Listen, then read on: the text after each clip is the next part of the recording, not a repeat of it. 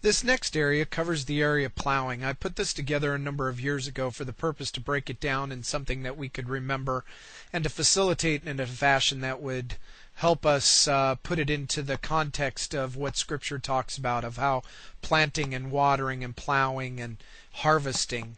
And so the first area that I'm going to be dealing with is plow, P-L-O-W, and it has to do with the plowing of the fields, getting them prepared. That's all part. In fact, part of my issues with the strategies that we've been teaching in the church has been that the only way that all of heaven rejoices according to Scripture is when one person gets saved, and we built an entire theology off of that one statement. Well, the truth is that I believe heaven is rejoicing all the time, and they're rejoicing when somebody plows and when somebody plants seeds and when somebody else waters and when somebody else harvests.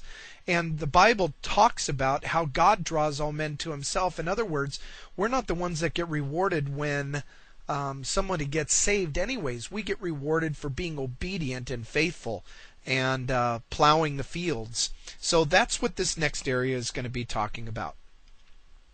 Some points to ponder in regards to plow. This is not pre-evangelism. It is evangelism. Evangelism begins the second you meet someone. Plowing begins the second they know you're a Christian. So in other words, again, Matthew 5 tells us that we're the light of the world. The second we become a Christian, that light goes on and it never turns off. In other words, we're plowing the fields 24 hours a day, 7 days a week. The biggest question comes then is when people look at us, are they seeing the light of Jesus? Are they seeing something else? Goes back to that whole thing about those Christians. Number 3, plowing is the most labor-intensive part of evangelism. According to a recent document that I read, and I can't tell you where it was from, I apologize for that, but it takes over 85 touches before somebody gets saved. In other words, plowing the fields, planting, watering, fertilizing, all those different things. 85 different people, 85 different touches come into that person's life possibly before they get saved. Number 4, if you're not willing to plow, get out of the field and forget about the harvest. In other words, if you're calling yourself a Christian and you're wearing that moniker and the light does not represent Jesus but represents darkness, please quit calling yourself a Christian because you're giving us a bad name. I need you to let your light shine. I need you to be salty in a saltless society. I need you to live for Christ all the time, 24 hours a day, 7 days a week. Does that mean you can't make mistakes? No, we all make mistakes, but admit it and then go on and live out your light for Jesus. Number 5, plowing flows into the postmodern spiritual growth cycle, which is in most cases the most consuming time. And again, don't rush it. Don't rush this process.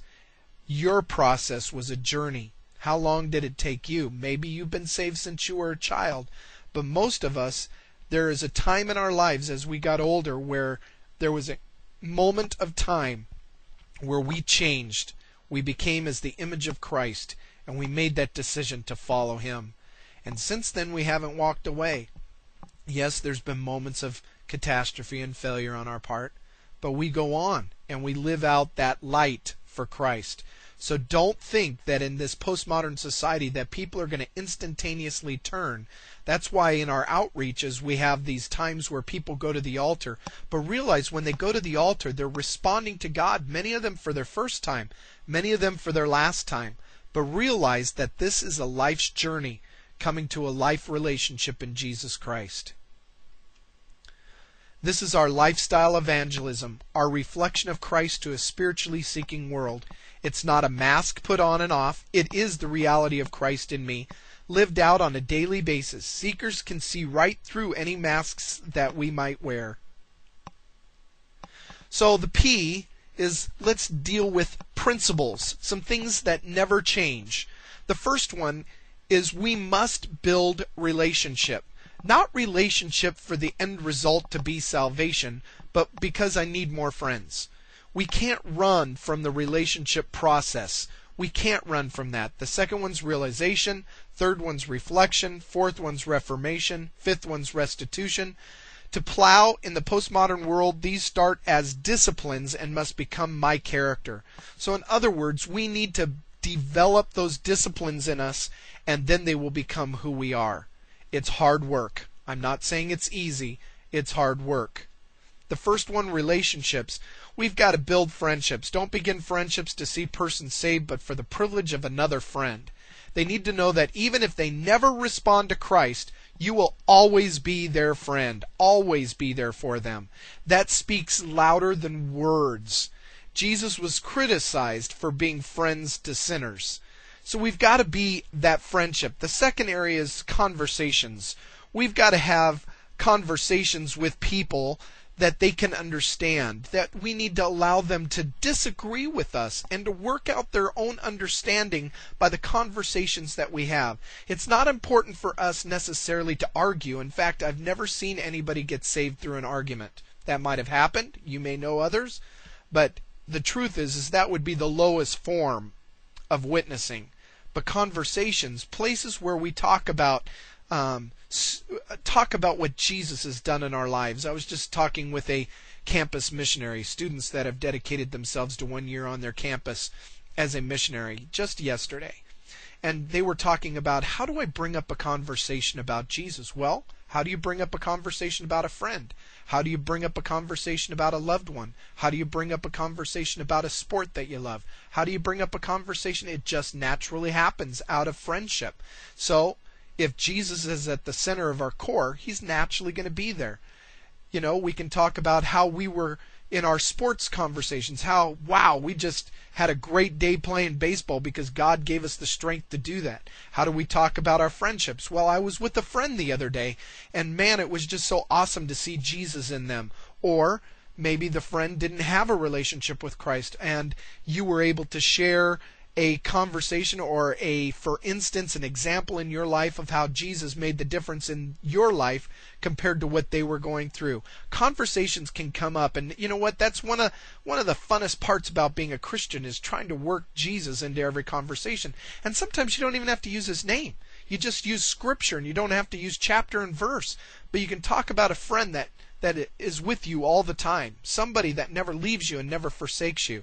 Conversations about God should flow out of the very core of who you are. Because out of the heart, the mouth speaks. Another principle is realizations. Am I safe to talk to? Are you a spiritual car salesman? Well, I got this 1999 Ford Mustang over here. It's got a lot of tread left on them, you know, but it doesn't got a lot of miles. It's a good car. Is that how you try to sell Jesus? You're trying to sell him to people? Or are you talking from an aspect of relationship with Christ? We cannot sell Christ. He doesn't need to be sold. He already has paid the ultimate price. There is nothing we need to do to sell for him. We don't need to argue about him. We don't have to stand necessarily up and argue his existence, because you know and I know. How do you refute what we know in our hearts? How do you refute what is real in me? So again, I would just encourage you to take a look at that in your own heart and realize we don't need to sell Jesus. Do I serve others? 1 Corinthians 9:20 through 22 says, voluntarily become a servant in order to reach people.